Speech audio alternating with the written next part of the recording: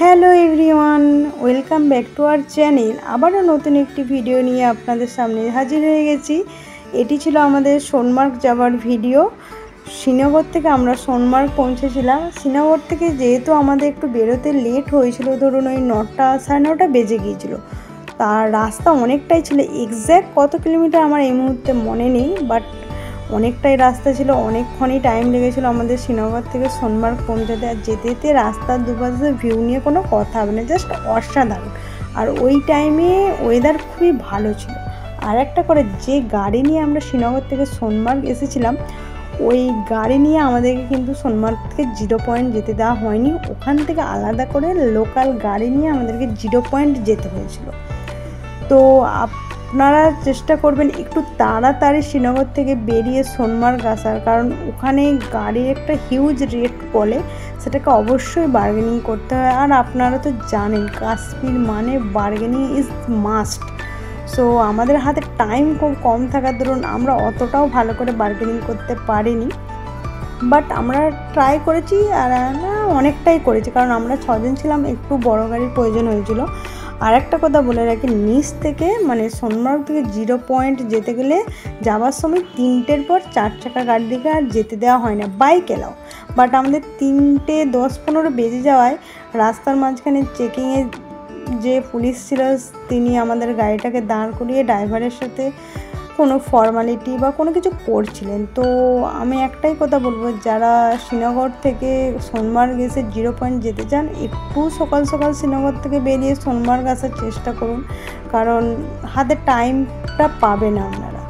তো যখন আমরা 0 পয়েন্ট পৌঁছালাম 3:30 পৌনে 4টে বাজে, বাট ওই টাইমে ওয়েদার খুবই খারাপ, আকাশ পুরো মেঘে ভর্তি, প্রচুর বৃষ্টি হচ্ছে। আর এই যে রাস্তাটা আপনারা দেখছেন, সব থেকে বিপজ্জনক রাস্তা।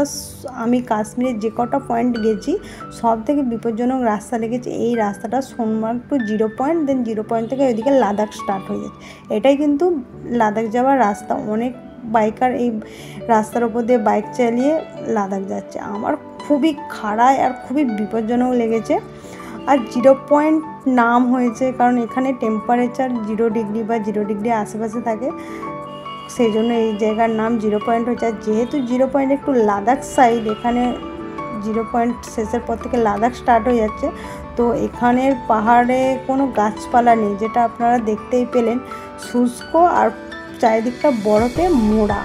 এই যে ন্যাচারাল ভিউ যথেষ্ট ভালো, খুবই সুন্দর লেগেছে। বাট ওয়েদারটা আমরা খুব একটা ভালো পাইনি, সেজন্য আমরা খুব একটা টাইম স্পেন্ড করিনি 0 পয়েন্ট। আর আমাদের পৌঁছাতে যেহেতু দেরি হয়েছিল, তো আমরা ডিসাইড করেছিলাম খুব একটা বেশি সময় আমরা অত উপরে থাকবো না। সেই জন্য আমরা খুবই ওই সামান্য কয়েকটা ছবি তুলে আর ভিডিও নিয়ে আমরা ব্যাস ব্যাক করে গিয়েছিলাম। বাট এই রাস্তার মধ্যে একটা জায়গাতে জজিলা পাস আমাদেরকে দেখানো হয়েছিল, বাট আমরা যেহেতু বৃষ্টি পড়ছিল গাড়ি থেকে নামিনি, গাড়ির মধ্য থেকে আমরা দেখেছি জজিলা পাস। জাস্ট অসাধারণ, পুরো সিনারি অসাধারণ লেগেছে। আর খুবই আমার আর একটা কথাই বলার, মানে এখানে আসতে হলে একটু হাতে টাইম নিয়ে একটু আগে আসুন, কারণ আগে আসলে ওয়েদার খারাপ থাকলে একটু ওয়েট করা যেতে পারে যেন ওয়েদারটা কখন ভালো হবে।